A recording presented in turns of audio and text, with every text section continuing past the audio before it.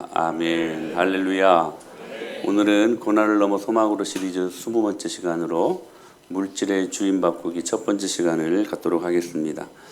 세계적인 복음 전도자 빌리 그레이엄 목사님이 이런 말을 한 적이 있습니다. 당신이 돈에 대해 어떻게 생각하는지를 나에게 말씀해 보십시오. 그러면 나는 당신이 하나님에 대해 어떻게 생각하고 있는지를 말씀해 드리겠습니다.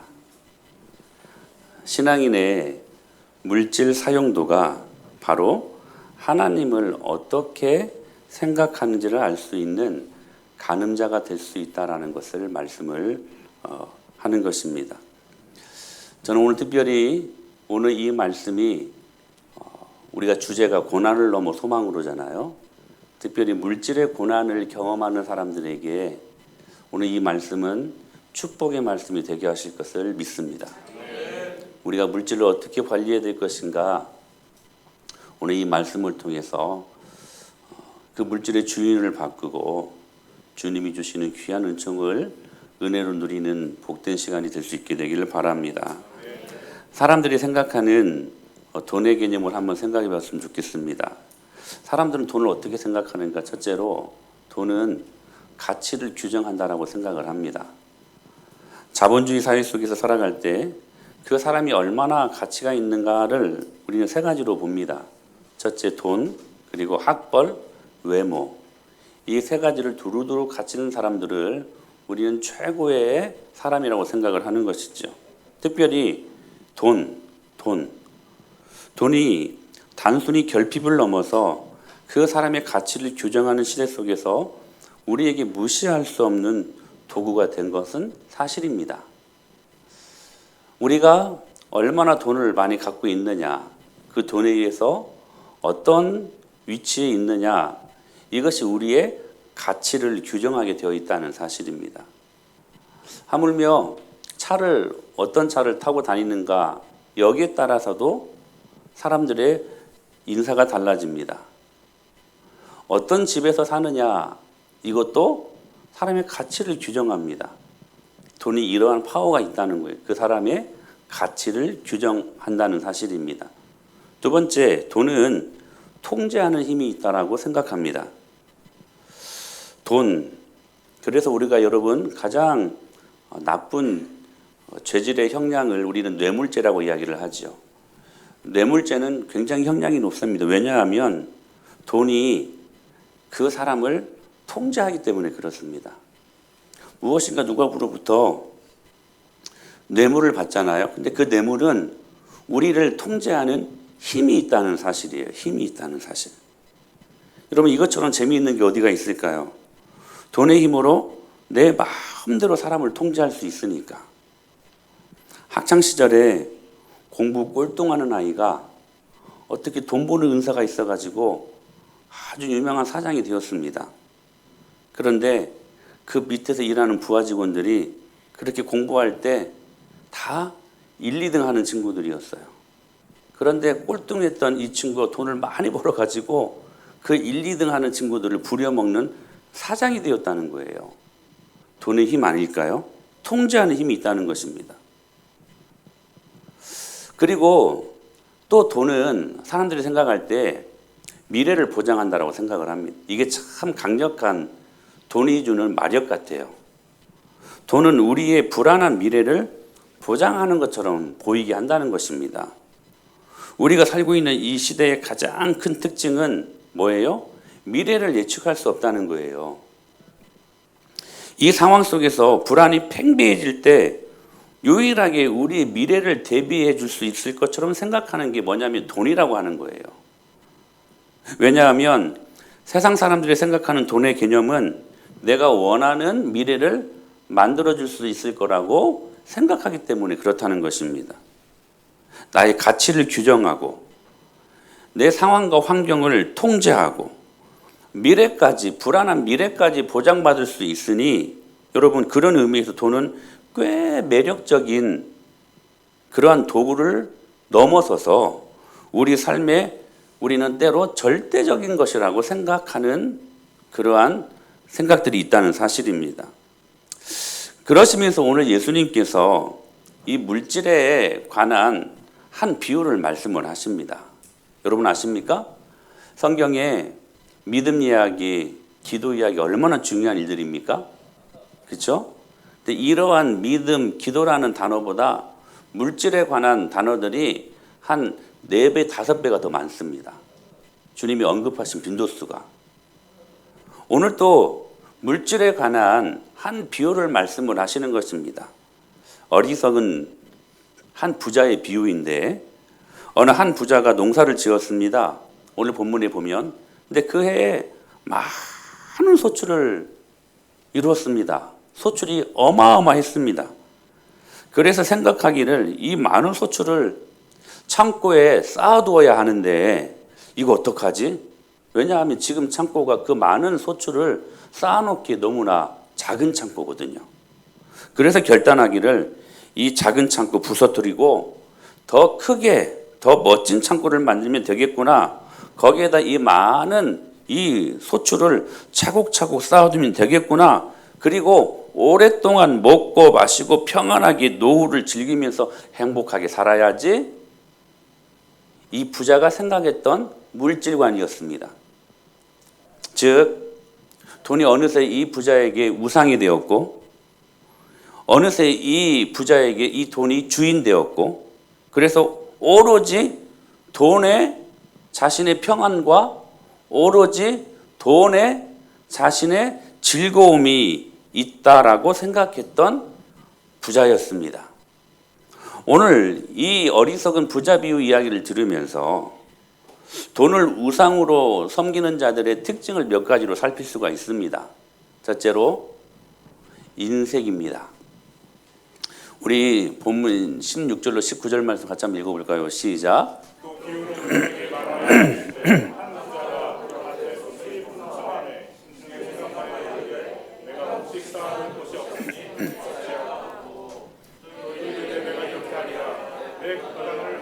더 크게 짓고 내 모든 곡식과 물건을 거기 쌓아두리라. 또 내가 내 영혼에게 이르되 평안히 쉬고 먹고 마시고 즐거워하자 하리라 하되. 여러분 보세요. 이 부자가 지금 이 짤막한 독백 속에서 계속 강조하고 계속해서 반복하는 단어가 무엇입니까? 내가라는 1인칭 대명사라는 거예요. 내가라는 단어가 이 짤막한 문장 안에 6번이나 지금 반복되고 있다는 사실이에요. 모두가 내 자신이라는 것에 뿌리를 두고 있지 않습니까? 이런 사람들에게 나타나는 특징이 뭐냐면 인색해요. 이 부자가 지금 고민하고 있는 게 뭡니까? 그 밭에 소출이 너무 많은데 마음에 생각하기를 지금 집에 있는 창고에 있는 이 많은 곡식들을 쌓아둘 곳이 없으니 어떡하지? 지금 이 부자가 뭐합니까? 근심합니다. 아이러니 아닙니까? 이 부자가 지금 뭐하고 있습니까? 염려하고 있습니다. 어떡하지? 무엇으로 염려합니까? 가난 때문에 염려합니까? 아니요, 많은 소출물 때문에 지금 오히려 풍성함 때문에 염려하고 있어요. 우리는 부자 되면 그런 염려 없을 것 같죠. 근데요, 이 부자가요, 염려했어요. 그 많은 소출을 어떻게 사용할 것인가? 아니, 그것을 자신을 위해 어떻게 하면 사용할 것인가? 거기에 오로지 집중한 나머지 오히려 많은 재물로 말미암아 염려하고 있었다는 사실입니다. 우리가 잘 아는 이름은 기록이 되어 있지 않아요? 부자 청년. 잘 아시죠? 이 부자 청년이 예수님을 찾아갔을 때 예수님이 영생에 대해서 몇 가지를 말씀하시잖아요. 첫 번째는 뭐였어요? 율법을 다 지켜라. 두 번째는 뭐였습니까? 너 재물 다 팔아가지고 나를 따라와라. 그렇게 말씀하시자 이 부자 청년이 어떻게 반응했습니까? 시작. 그 사람은 재물이 많은 거로. 여러분, 재물이 많은 것도 이 부자 청년에게는 슬픈 기색을 띠게 하고 근심하게 했던 원인이 되었습니다. 여러분, 성경이 말씀하시는 게 진리임을 믿습니다. 부자여도 우리 부자 되면 돈 많으면 근심 없을 것 같잖아요. 절대로 그렇지 않다는 거예요. 여러분, 오늘 이 말씀을 믿음으로 볼 수 있게 되기를 축원합니다. 보세요. 재물이 많은 것 때문에 슬픈 기색을 띠고 근심하며 예수님을 등지고 가버렸다라고 말씀하시잖아요. 여러분, 성경은 여러분 우리의 심리작용을 가장 잘 아는 여러분 능력의 말씀인 것을 믿습니다. 우리들의 마음, 목사님 저 부자 되면 안 그래요. 아니요. 성경은 여러분의 내면을 정확하게 진단하고 정확하게 처방하시는 말씀입니다. 돈이 많다고 평안할 수 있습니까? 돈이 많다고 근심 걱정 없습니까? 아니요. 그것 때문에 오히려 더 많은 근심과 염려가 생기게 되었다라고 오늘 본문은 분명하게 말씀하고 있는 거예요. 그래서 이 어리석은 부자가 생각하는 게 뭡니까? 18절에 시작.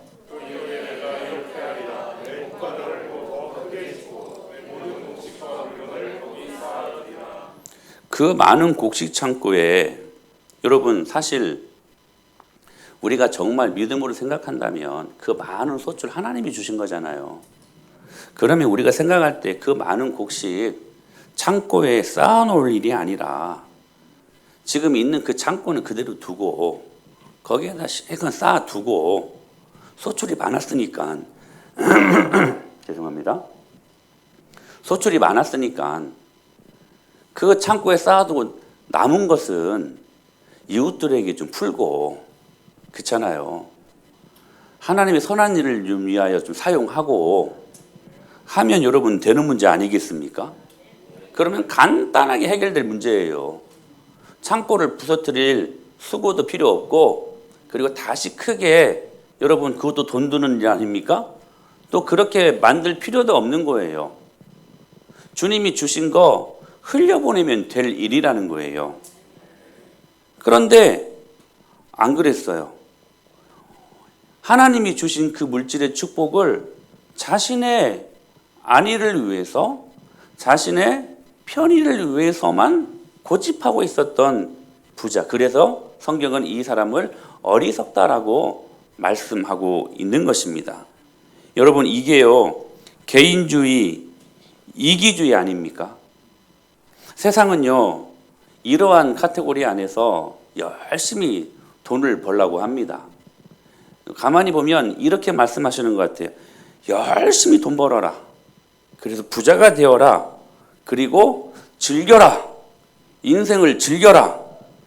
혹 일을 하다가 빚을 졌으면 그 빚을 갚아라. 갚아라.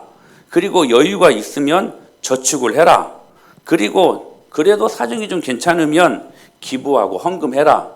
여러분 이렇게 가르치는 게 세상 물질관 아닙니까? 근데요 세들백을 담임하고 있는 릭 오렌 목사님이 이렇게 말한 적이 있습니다. 열심히 돈 벌어라. 부자 되라. 그리고 난 다음에 바로 이어지는 말씀이 뭐냐면 기부해라. 하나님께 헌금해라. 그리고 좀 남으면 저축해라. 그리고 빚을 졌으면 빚을 갚아라. 그리고 마지막에 그래도 돈이 좀 남으면 즐겨라. 즐겨라.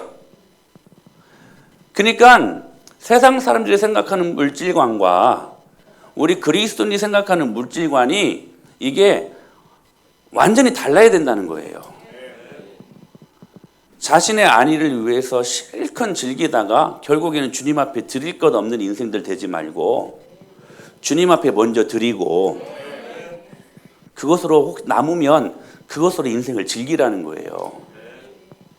우리가 인생을 너무 즐겁게 기쁘게 즐기려다가 주님 앞에 드려야 될 것 제대로 드리지 못하고 그러한 인색한 인생들 살지 말고 주님 앞에 부유한 인생들 되어라.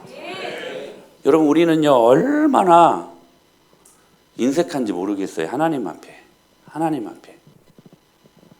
제가 많은 시간들 동안 목회를 했지 않습니까? 사람들 보면 정말 재밌어요.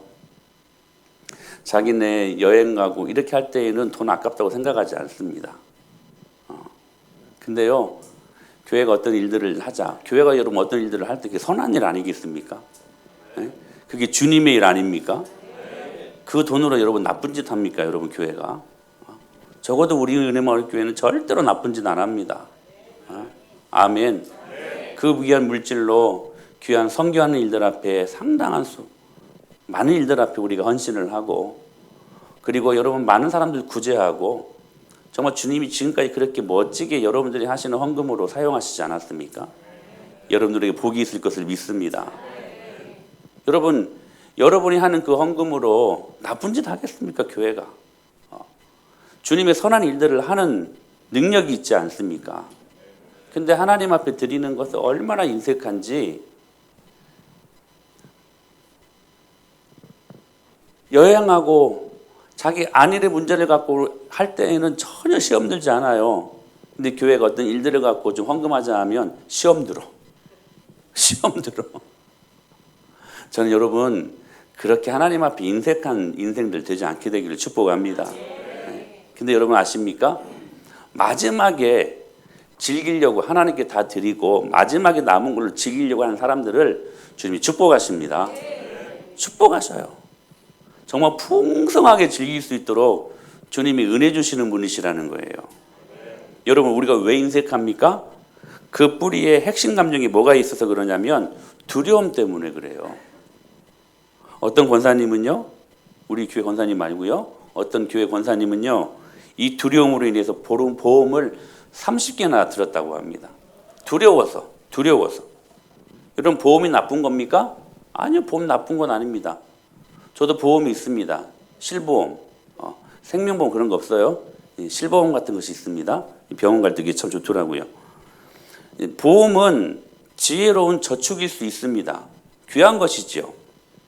그러나 우리의 그 핵심 감정이 이 두려움에 사로잡혀 가지고 보험을 들고 그것에 안정감을 둔다라면 그것이 또 다른 하나님, 그 사람에게는 그게 우상일 수 있다는 사실이에요. 여러분 우리의 안정은, 우리의 평강은 하나님께 있습니다. 아멘. 여러분 우리 적어도 그리스도인들이요 이 능력으로 살아야 돼요. 근데 우리의 안정감이 내 통장에 쌓여있는 돈을 보고 안정감을 찾으려고 한다는 거, 보험을 통해서 우리의 안정과 우리의 평강을 거기에 두려고 한다는 거. 여러분 저축하십시오. 왜 저축이 나쁜 일입니까? 보험도 드십시오. 귀한 일입니다. 아주 지혜로운 일입니다. 그러나 거기에 우리의 모든 안정과 평강을 거기에 둔다면, 거기에서 우리가 그것들을 누린다고 한다면 그것이 우리들에게 또 다른 하나의 우상일 수 있다는 사실이에요. 사랑하는 여러분, 두려움은 그 뿌리가 불신앙입니다. 미래에 대한 두려움 때문에 불안해가지고 돈이 있어도 절대 다른 사람들에게 기부하지 못하고 자기를 위해 또 쌓아두고 집을 사고 또 집을 사고 땅을 사고 또 땅을 삽니다. 주식도 합니다. 여러분 제가 명확하게 말씀드립니다. 그리스도인들은 주식하면 안 됩니다. 여러분 제가 장난처럼 말씀드렸는데 장난이 절대로 아니에요. 여러분 복권 사지 마십시오. 제가 명확하게 말씀드립니다. 만약에 사다가 들키면 바로 7입니다. 그거 그리스도인들이 해서는 안 될 일이에요. 안 될 일이에요. 아멘 하세요. 여러분 왜냐하면 사실 여러분 주식이라고 하는 것은 이게 합법적인 투기 아닙니까? 물론 우리가 자본주의 시대에 살고 있기 때문에 우리가 경제를 생각한다면 우리가 그러고 또 하는 것을 정부에서랑은 적극 그렇게 권장하고 있는 것이긴 하지만 우리 예수님 믿는 사람들에게 있어서 여러분 주식이라고 하는 것은 그 합법적인 투기 우리들의 마음을 실는 것입니다. 실는 거예요. 그 절대로 하나님이 기뻐하시지 않는 거예요. 하나님 앞에 드려야 될 때 드리지 못하고 그런 거 쌓아가지고 나중에 내 미래를 그것들로 말미암아 보장받으려고 하는 심리가 있다면 그게 우상이라고 하는 거예요. 그게 우상이라고 하는 거예요. 여러분, 그러므로 인색한 것은 맘모니즘, 돈이 우상된 사람들에게 나타나는 가장 강력한 영향력이라는 거예요. 자기 안일의 문제를 놓고서는 인색하지 않습니다. 그런데 하나님 앞에 얼마나 인색한 인생들이 되는지 여러분 꼭 기억하십시오. 혹 여러분 이런 사람들 아닙니까? 10,000원 한 장 하나님 앞에 11조 아니 헌금하는 것은 그렇게 아까운데 벌벌 떨어요. 어떤 분들을 보면. 근데 자기를 위하여 커피 한 잔 사 먹는 것은 아무렇지 않게 생각하는 사람들이 있어요. 여러분 그 커피 한 잔이 뭐가 대수라고. 커피 드시고 싶으시면 교회로 오세요. 교회 얼음도 있고요. 여름에는 아이스 커피가 진짜 맛있어요. 핫한 커피도 얼마나 맛있는지 몰라요. 왜냐하면 커피스토리엠에서 커피스토리엠에서 로스팅해서 온 원두라 진짜 맛있어요. 여러분 자신을 위하여서는 10,000원, 100,000원 절대 아깝지 않는데 어떤 분이 정말 그랬어요. 우리 교인 중에 나가신 분이신데 교회를 그분이 그러셨어요. 돈을 굉장히 많이 버셨던 분이셨어요. 근데 우리 교회 헌금이 이렇게 종류가 좀 있잖아요. 근데 헌금을 많이 하는 것도 아니야. 고작 해야 그 많은 돈 번 사람이 10,000원 이렇게 내셨던 분이셨어요. 근데 하시는 말씀이 뭔 놈이 이렇게 헌금 종류가 많냐고. 신경질을 내더래요. 하룻밤 술 먹고 날리는 돈은 1,000,000원이 가까워요. 근데 하나님 앞에 10,000원 드리는 것이 그렇게 아까운 인생들이 얼마나 많은지 몰라요. 우리 그리스도인들 중에. 그게 여러분 회개해야 될 일 아닙니까? 회개해야 될 일 아닙니까, 여러분? 이 돈이 우상된 사람들이 나타나는 특징 중에 두 번째는 뭐냐면 교만입니다. 하나님과 최고의 라이벌이 뭔지 아세요? 이 자본주의 시대의 돈입니다. 맘몬. 돈은 선한 도구입니다. 사실 여러분 돈 때문에 여러분 돈으로 선교하고 그렇잖아요. 돈으로 여러분 귀한 일들 구제도 하고 여러분 왜 아멘들 안 하세요? 맞아요. 이 돈에 대한 부정적인 생각이 여러분 우리 안에 주가 되면 안 돼요. 돈은 하나님의 선한 도구입니다. 하나님 나라를 위해서. 근데 중요한 게 뭐냐면 이 돈 때문에 인색해지고 하나님께 드리는 것이 아깝고 이 돈 때문에 우리의 삶이 염려스러우면 그 순간 이 돈이 어떻게 변질되냐면 맘몬으로 변질돼요. 그러니까 돈이 하나님의 선한 도구였다가 그 돈 때문에 염려하고 인색해지면 무엇으로 바뀌냐면 돈 귀신으로 바뀌어요. 그게 맘몬이에요. 맘모니즘. 돈 귀신에 쌓여가지고 사는 인생들이 얼마나 많은지 몰라요. 그리스도인들 중에서도. 여러분 오늘 본문 비유에 나오는 어리석은 이 부자 19절에 가보면 보실까요? 시작.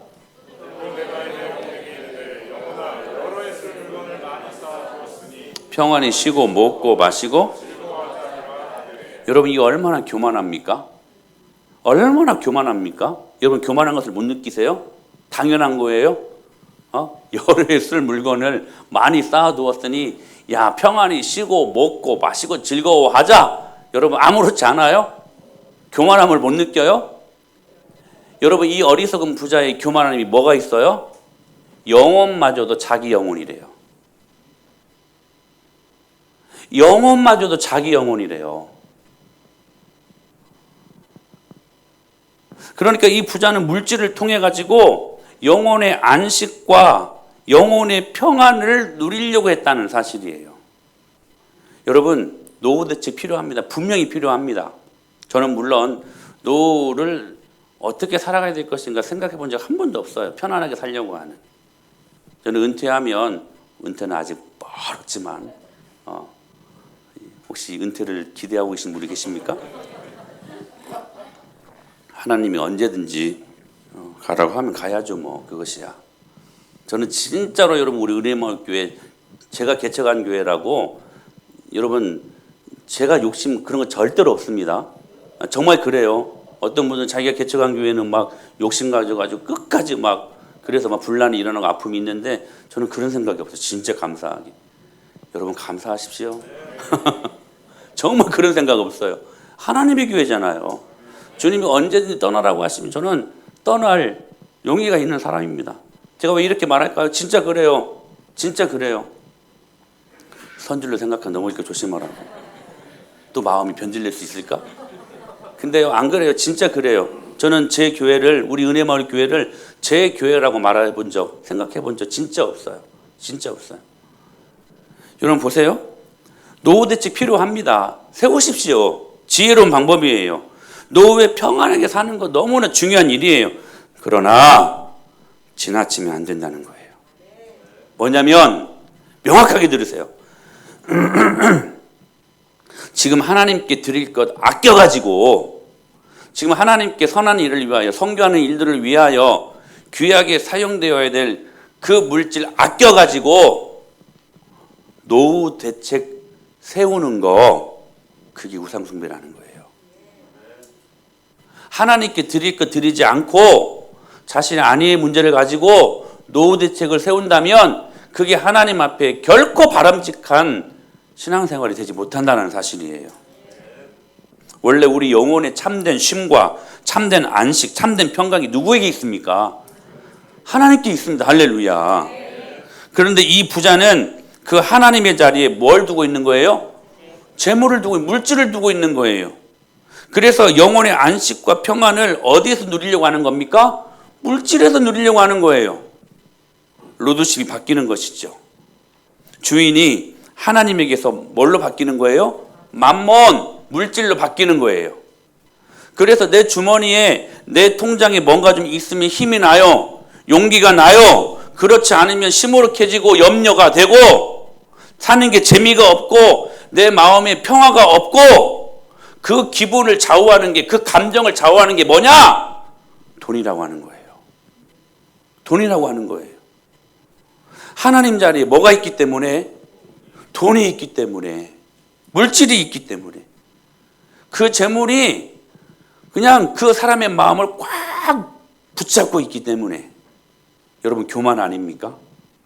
교만 아닙니까? 하나님 자리에 하나님이 계셔야지. 그 하나님 자리에 물질을 주인으로 딱 모셔두고 그 물질에 의해서 우리의 평강과 우리의 참된 쉼과 안식이 그 물질에 의해서 좌우되니 교만 아닙니까? 우상숭배 아닙니까? 세 번째, 돈을 우상으로 섬기는 자들의 특징이 뭐냐? 단전이 일어난다라는 거예요. 우리 20절 말씀 읽어볼까요? 시작.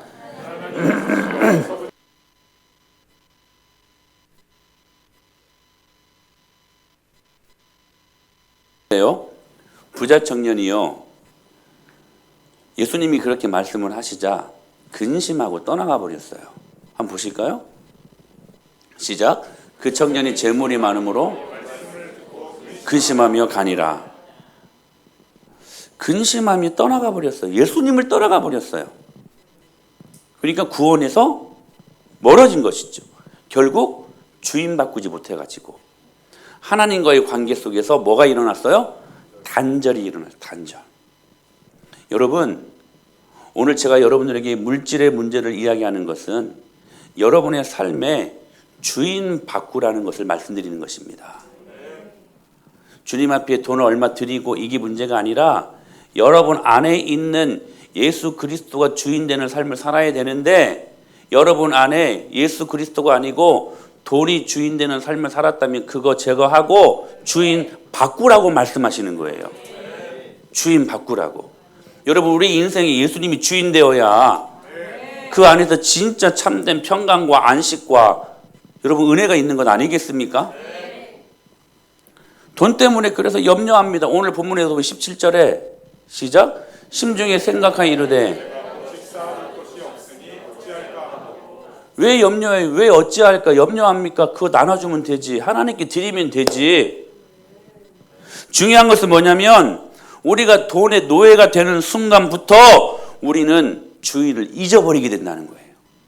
여러분, 우리 안에요, 두 주인을 섬길 수 없어요. 우리가 그렇게 되어 먹었어요. 하나님만 섬기게 되어 있어요. 같이 돈까지 재물을 겸하여 섬길 수 없다고 예수님이 말씀하셨거든요.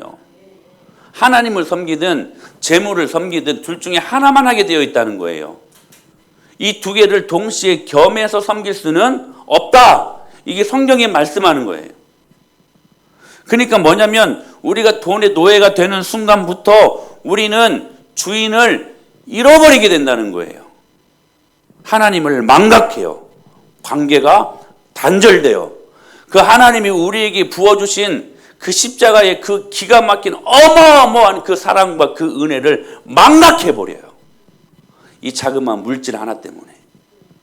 여러분, 우리가 받은 은혜가 무엇입니까? 우리가 주님께로 받은 대속의 은혜가 여러분 무엇입니까? 그 은혜가 여러분 얼마나 여러분 귀한 겁니까? 그 은혜를, 그 귀한 주님의 구원의 은혜, 그 십자가의 사랑과 은혜를 생각한다면 여러분 이것들 때문에 인색하거나 교만하여서 하나님과의 관계가 단절될 수 없는 거예요. 사랑하는 여러분, 예수님을 주인으로 삼으십시오. 예수님을 주인으로 삼으십시오. 어느새 우리들도 모르는 사이에 돈에 의하여서 내 모든 평강이 좌우되고, 돈에 의해서 내 감정도 좌우되고, 갑자기 뜻하지 않는 곳에서 돈이 팍 들어가잖아요. 그럼 열받아 버려요. 여러분, 우리가 받은 구원이 그것 때문에 여러분 그렇게 열받고 짜증낼 그 구원의 여러분 가치가 아니에요. 할렐루야. 사랑하는 여러분, 오늘 우리 주인 바꾸십시다. 주인 바꾸셔야 돼요. 그렇다면 이 만몬을 제거하는 방법이 뭘까? 즉 주인을 바꾸는 방법이 뭘까? 몇 가지로 말씀을 드릴게요. 첫째로 여러분 잘 들으십시오. 그리고 적용하시고 순종해 보십시오. 놀랍도록 여러분의 물질의 문제들을 주님께서 해결해 주실 것을 믿습니다. 첫째, 물질의 주인이 누구인지를 어떻게 확인해라? 날마다 확인해라. 날마다. 우리 20절 말씀 읽어볼까요? 시작.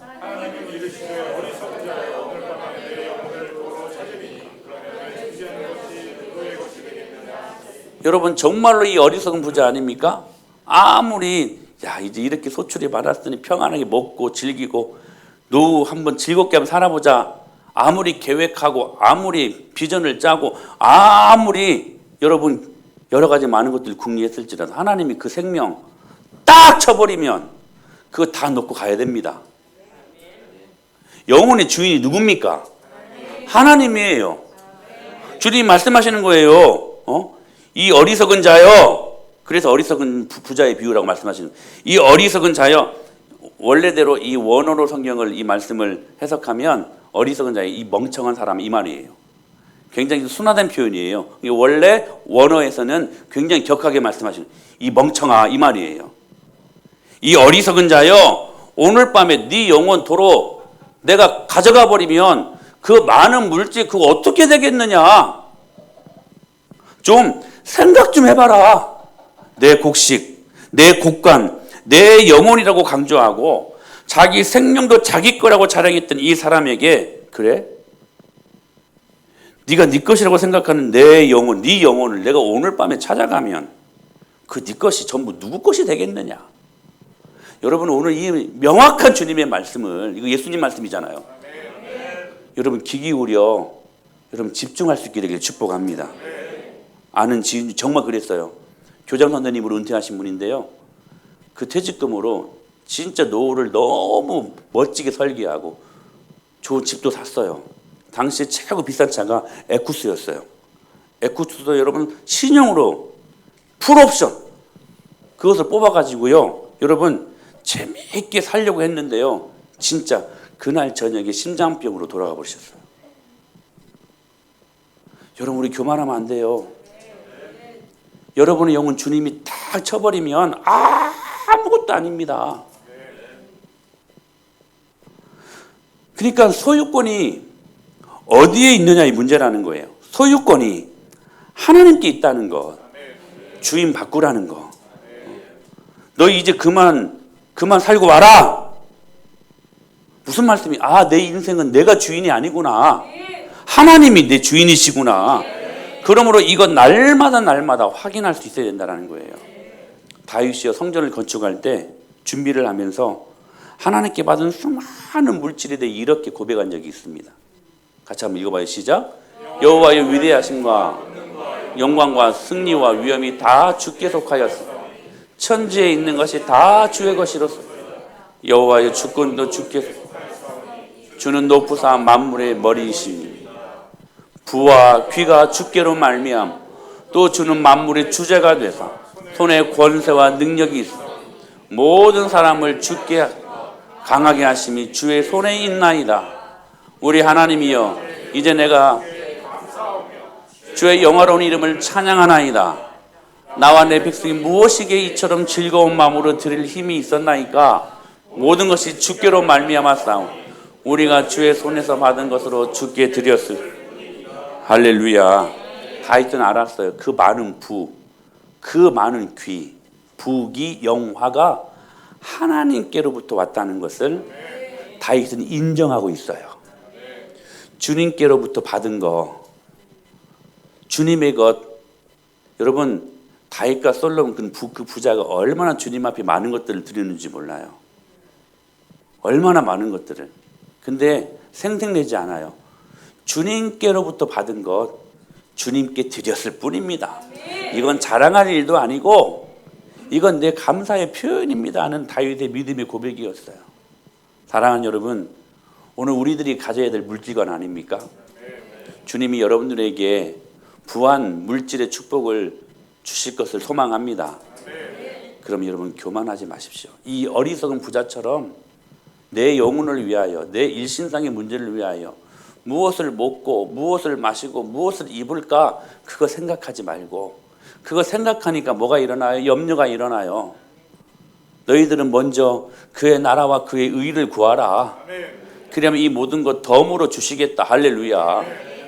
여러분, 오늘 여러분들이 잘못된 물질관을 갖고 있었다면 물질의 주인이 누구인가를 날마다 확인하는 저와 여러분이 될 수 있게 되기를 축복합니다. 여러분, 그러므로 여러분들이 드리는 예배 시간에 드리는 헌금은 굉장히 중요한 의미가 담겨져 있습니다. 여러분, 헌금은요 예배입니다. 예배가 뭡니까? 하나님께 드리는 거잖아요. 헌금은요 드리는 거예요. 드리는 거예요. 헌금은 무엇을 드리냐면 내 마음을 드리는 시간이에요. 뭘로? 물질로. 여러분, 다시 한번, 이 굉장히 중요한 말이에요. 여러분, 여러분 옛날 그 좀 이상한 그 부흥사처럼 그런 이상한 목사 아닙니다. 여러분 말씀 잘 들으셔야 돼요. 이거 성경적으로 드리는 말씀입니다. 여러분, 헌금은 뭐냐면 예배예요. 예배가 뭐예요? 마음을 드리는 거예요. 우리의 것들을 드리는 시간이에요. 근데 그것이 무엇으로 드려지냐면 헌금으로 드려지는 거라는 거예요. 헌금으로. 왠지 아세요? 왠지 아세요? 이렇게 말씀하셨기 때문에. 시작. 내 보물이 있는 그곳에는 이게 정답이에요. 마음을 말로 드리는 게 아니야. 우리는 마음을 얼마나 말로 드리는지 몰라. 성경은 마음을 말로 드리라고 말씀하지 않았어요. 마음을 무엇으로 드려라? 보물로 드리라. 물질로 드리래요. 돈으로 드리래요. 왜? 네 보물이 있는 그곳에는 내 마음도 있기 때문이다. 우리가 알기로는 내 마음이 있는 곳에 내 보물이, 이렇게 생각하는데 바뀌었어요. 내 보물이 있는 곳에 내 마음도 있대요. 그러니까 우리의 마음이 이 보물에 심겨져서 주님 앞에 표현되어지는 거라는 거예요. 아멘. 여러분, 우리의 마음을 무엇으로 보입니까? 보물로, 물질로. 에이, 목사님, 마음만 드리면 되죠. 내가 형편이 너무 어려워요. 아니요. 하나님께 마음이 없는 거예요. 명확하게 여러분 받아들이십시오. 하나님께 마음이 없어서 그런 말 하는 거야. 하나님께 마음이 있으면요 무엇으로든지 드리고 싶어요. 그 은혜가 감사해서. 그러니까 진짜로 내 마음을 하나님께 드리려면 하나님이 주신 물질 가지고 나와야 돼요. 물질 가지고 나와야 돼요. 내가 아는 목사님이 아닌 것 같은데 지금 계속 이렇게 물질 아니요. 여러분 정확하게 말씀드리는 겁니다. 여러분 저 성경적인 목사예요. 하나님의 말씀 제대로 가르치려고 하는 목사예요. 여러분 헌금은 절대로 하나님께 빼앗기는 것이 아니라 하나님께 저축하는 거예요. 이것을 믿음으로 받는다면 여러분이 드리는 헌금이 절대로 아깝지 않아요. 절대로 아깝지 않아요. 11조 드리는 거 절대로 아깝지 않아요. 할렐루야. 여러분 그때 어떤 신기한 일들이 일어난 줄 아세요? 이런 일들이 일어나요. 제가 이 말씀을 보고 정말 놀랐어요. 시작.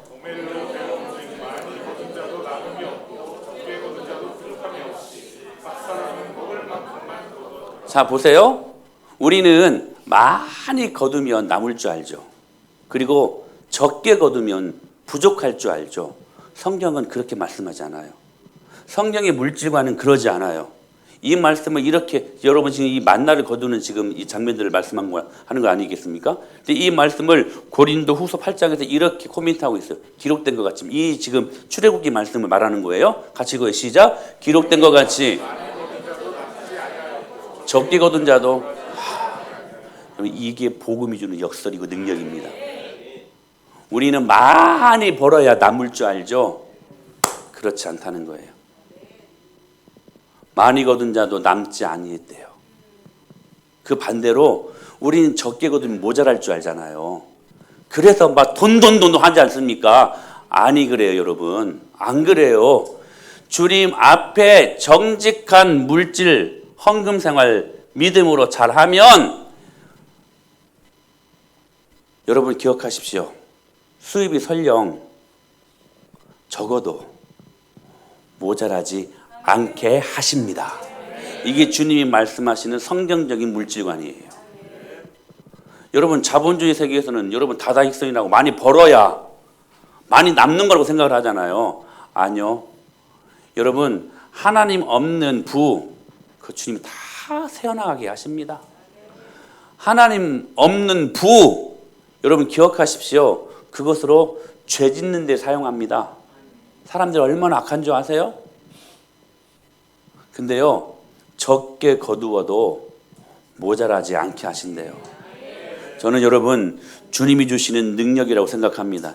이게 성경적인 물질. 여러분 악바리로 가진 온갖 수단 방법 동원해 가지고 돈 벌려고 하지 마십시오. 성경적으로 돈 벌려고 하십시오. 정직하게 주님 주시는 은혜를 가지고 11조 하시고 주님 앞에 감사할 거 있으시면 감사하시고 여러분 잘 들으셔야 돼요. 선한 일들 앞에 여러분들이 허락받은 귀한 물질 주님 앞에 드리시면 설령 적게 남아도 그것으로 여러분 모자라지 않게 하신다는 거예요. 모자라지 않게 하신다는 거예요. 그러므로 여러분 예배를 통해 물질로 여러분의 마음을 드리십시오. 잠언 3장 9절에 이렇게 말씀하셨습니다. 시작. 내 재물과 내 소산물의 처음 익은 열매로 여호와를 공경하라. 할렐루야. 내 재물과 내 소산물의 처음 익은 열매로 여호와를 공경하래요. 신명기 16장 16절에 시작. 곧 무교절과 칠칠절과 초막절에 내 하나님 여호와께서 택하신 곳에 여호와를 어떻게 배웁지 말고요? 빈손으로 배웁지 말래요. 빈손으로 오지 말래요. 여러분의 물질 안에 여러분의 마음을 담아 가지고 나오라고 말씀하시는 거예요. 사랑하는 여러분, 예배를 우리가 아무리 정성껏 드리고 어떤 분들은 보면 은혜는 혼자 다 받아. 찬양을 아무리 마음을 다하여 드리고 기도를 아무리 열심히 해도 예배할 때에 하나님께 드릴 헌금에 인색하면 그 예배는 하나님이 절대로 기뻐하시지 않는 예배입니다. 명확해요 여러분. 주님 앞에 인색하지 마세요. 받는 것만 기뻐하지 마세요. 주님은 주님을 섬기라고 말씀하시거든요. 우린 너무나 받는 데만 풍성해. 근데 주님 앞에 드리는 것은 인색해요. 여러분 오늘 이 말씀을 믿음의 눈으로 잘 볼 수 있게 되길 바랍니다. 그래서 바로 여기에 11조의 중요성이 있는 거예요. 여러분 11조는요 내 모든 소유가 하나님의 것임을 확인하는 작업이에요. 중요한 것은 이거예요. 규칙적으로 11조 드릴 때예요. 우리가 이것을 확인할 수 있는 놀라운 통로가 될 수 있다는 거. 어느 순간 은혜 받고 필 받았을 때는 막 11조 하는데 또 어느 순간 은혜가 없고 좀 힘들다 하면 그런 거 말고 규칙적으로, 그래서 우리는 한 달에 한 번 규칙적으로 주님 앞에 11조를 드림으로 말미암아 이 물질의 주인이 내가 아니라 하나님이심을 고백하게 하신다는 사실입니다. 사랑하는 여러분, 중요한 것은 규칙적이어야 한다는 거예요. 규칙적인 11조 생활을 통해 하나님이 내 삶의 주인이십니다. 그 고백하는 것 아닙니까, 여러분? 주인 바꾸시라는 거예요. 저에게 맡기시는 것 가운데 일부를 다시 드립니다. 그래서 당신이 나의 주인이심을 고백합니다. 확인합니다. 이 고백하는 이 훈련을 통해서 우리가 말씀 앞에 자유로워지는 하나님의 사람들 될 수 있기를 축원합니다. 두 번째, 여러분 기억하십시오. 하나님으로 만족하는 삶을 사십시오. 21절 말씀이에요. 시작. 자기를 위하여 재물을 쌓아두고 하나님께 대하여 부요하지 못한 자가 이와 같으니라. 여러분, 어리석은 부자에 대해 성경은 결론적으로 뭐라고 말씀하셨어요? 하나님께 부요치 못한 자라고 진짜 가난한 사람이라고 말씀하는 거예요. 그러므로 여러분, 진정한 부요한 사람은 하나님께 열려있는 사람, 하나님께 부요한 사람들입니다. 이 땅에 돈을 쌓아놓지 않아도 천국의 상급으로 쌓아놓는 천국의 부자. 물질이 부족해도 하나님 말씀이 배부르면 그 배부름으로 만족할 수 있는 인생. 예수님이 광야에서 시험 받으실 때 그것을 떡으로 만드실 능력이 있으셨지요. 그래서 어떻게 말씀하셨습니까? 떡으로만 살 것이 아니요, 하나님의 입에서 나오는 모든 말씀으로 살아가야 된다. 떡으로도 살아야 되지만 그러나 그게 다가 아니다. 그게 본질이 아니다. 그러시면서 주님이 뭐라고 말씀하셨습니까? 하나님의 입에서 나오는 모든 말씀으로 살아야 된다. 여러분, 우리의 풍요는 떡에서가 아니라 말씀에서 나오는 것임을 믿으시길 바랍니다. 그러므로 여러분, 내 안에 말씀이 풍성하게 충만해 있으면 그것으로 이기고 그것으로 우리가 여러분 세상 살맛나게 사는 것입니다. 바울이 뭐라고 고백합니까? 시작.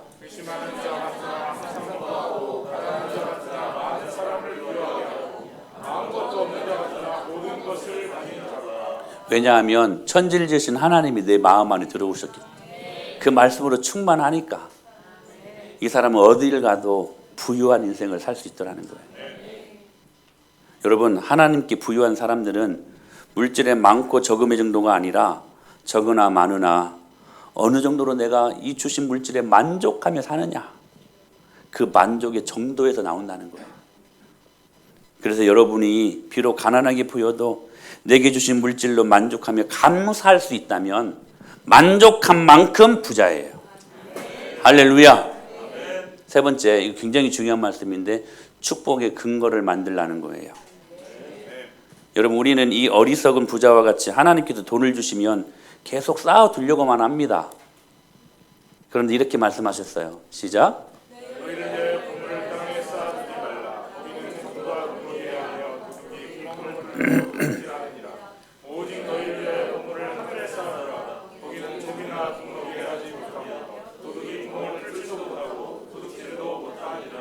아멘. 그럼 하시는 말씀이 내 보물이 있는 그곳에는 내 마음도 있다라고 말씀하셨어요. 보물을 하늘에 쌓아두는 게 뭡니까? 축복의 근거를 만들어라는 거예요. 따라서 하세요. 축복의 근거 만들자. 축복의 근거를 만들자. 그게 뭐냐면 주를 위해 나누는 것이라는 거예요. 주를 위해 그것을 사용하는 것이라는 거예요. 그게 축복의 근거를 만드는 거예요. 여러분, 근거 없으면 절대로 물질의 축복 없습니다. 헌금이 왜 중요합니까? 헌금이 왜 중요합니까? 하나님의 선한 일에 헌신하는 동참이 되기 때문에 그렇습니다. 여러분의 헌금으로 선교를 위한 선한 일들이 이루어집니다. 이 귀한 물질로 말미암아 선교 사역을 선교사님들이 은혜 가운데 할 수가 있는 것입니다. 그래서 재정적으로 우리 교회가 많은 그런 은혜들을 누리고 있지만 연초에 파키스탄 코로나19 들어오기 전에 4월 달에 워낙은 선교대회를 제피에스 신학교가 작년처럼 개최하려고 했는데 그래서 저희들이 또 헌금을 전액 다 보내드렸습니다. 선교대회 열심히 하라고. 그 불모지에서 하나님의 영광을 위하여 진짜 신학생들이 여러분 불을 받으면요, 그것 가운데 복음이 편만하게 선포될 수 있는 것을 우리가 알기 때문에 그 헌금 드렸어요. 그리고 지금 코로나19 때문에 월드비전 학교가 지금 폐쇄된 상태에서 선생님들이 지금 월급을 못 받고 있대요. 우리가 그것도 지금 헌금하려고 지금 작정하고 있습니다. 한 2달치, 계획으로는 한두 달치 우리가 그 월급, 그 선생님들을 좀 도와주려고 그래요. 여러분이 하는 헌금은 주님이 하시는 그 귀한 사역 앞에 동참하는 일이라는 거예요. 동참하는 일. 여러분이 여러분의 자녀들 양육하는데 시금석처럼 사용되는 게 이런 물질 아닙니까? 우리 은혜마을교회 우리 자녀들 얼마나 믿음으로 잘 양육하려고 여러분 몸부림치는 교회입니까? 여러분이 하는 헌금이 다 그렇게 쓰여지게 되는 것이에요. 하나님의 소원, 우리 교회의 소원, 이 비전이 여러분의 값진 헌금으로 일어난다라는 거예요. 그런 의미에서 드려진 여러분의 물질은 여러분에게 있어서 축복의 근거를 만드는 거라는 거예요. 하나님은 반드시 여러분을 축복하시기 위해 근거를 만드시라고 말씀하십니다. 그 기회를 주십니다. 엘리야가 만난 사르밧 과부, 여러분 하나님이 전능하시기 때문에 그냥 그 불쌍하고 그 가련한 이 과부에게 물질의 불을 그냥 도깨비 한방처럼 그냥 싹 부어줄 수 있습니다. 근데 그렇게 하시지 않았어요.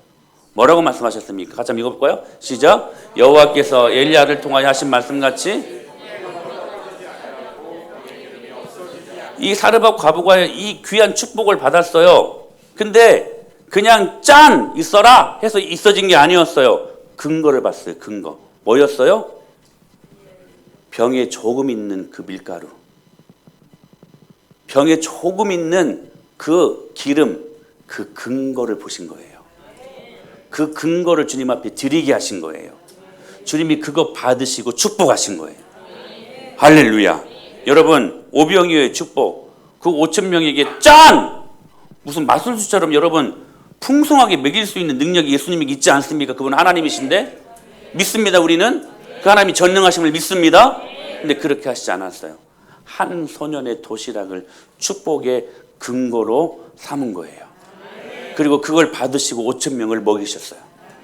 할렐루야. 여러분 축복의 근거를 만드십시오. 빚더미에 놓인 선지성도의 아내 열왕기 4장에 보면 그저 하나님이 전능하시면 빚 갚도록 딱 하시고 여러분 그렇게 축복하시면 되는 일 아닙니까? 그런데 본문에 보면 열왕기상 하 4장에 보면 이렇게 말씀하셨어요. 시작. 엘리사가 그에게 이르되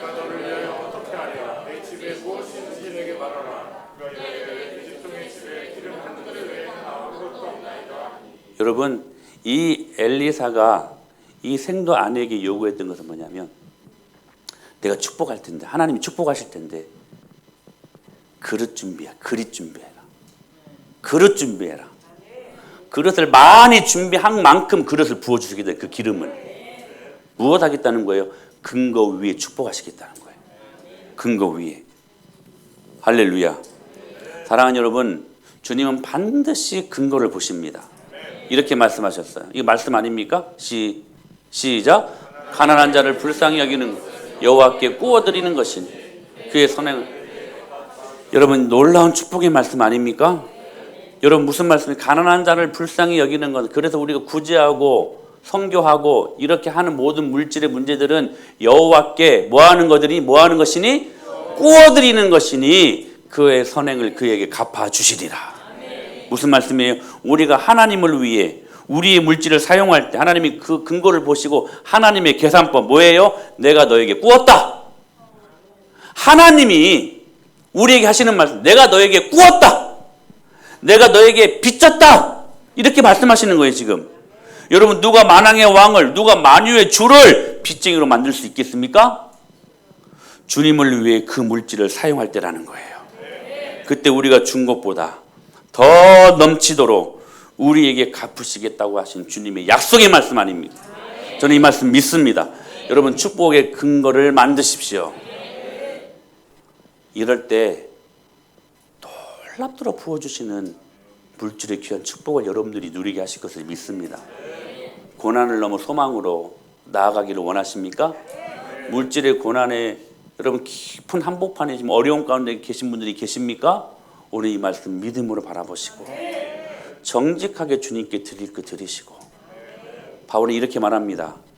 시작. 각각 그 마음에 정한 대로 할 것이 인색함으로나 억지로 하지 마요. 하나님은 여러분 헌금생활 즐겁게 하십시오. 억지로나 인색함으로 하지 말라고 말씀하셨어요. 근데 이 말씀을 드렸더니 어떤 분들은 이렇게 해석을 해요. 참 인간의 악한 본성이 이렇게 드러나요. 목사님, 저 지금 헌금생활 인색함으로 억지로 하는 것 같아요.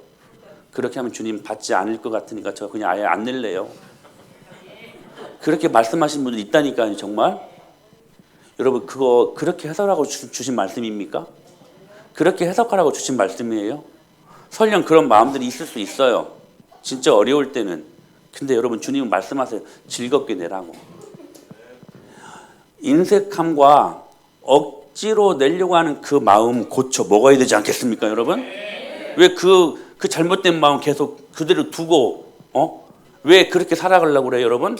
혹시 주님 앞에 드리는 것이 아깝고 막 억지로 하는 것 같으면 그 마음 고쳐 먹고, 할렐루야.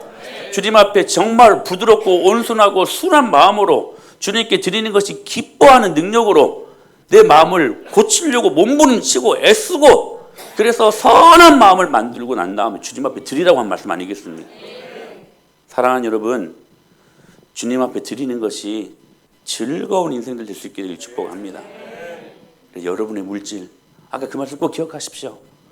많이 번 자도 남음이 없고 적게 번 자도 모자람이 없다는 그 하나님이 주시는 복음의 역설, 그 물질을 갖고 주님께 드릴 것 드리고 하나님의 선한 일을 위하여 사용하시고 주님이 축복하시면 그것으로 여러분의 인생을 즐길 수 있었으면 좋겠습니다. 기도하겠습니다.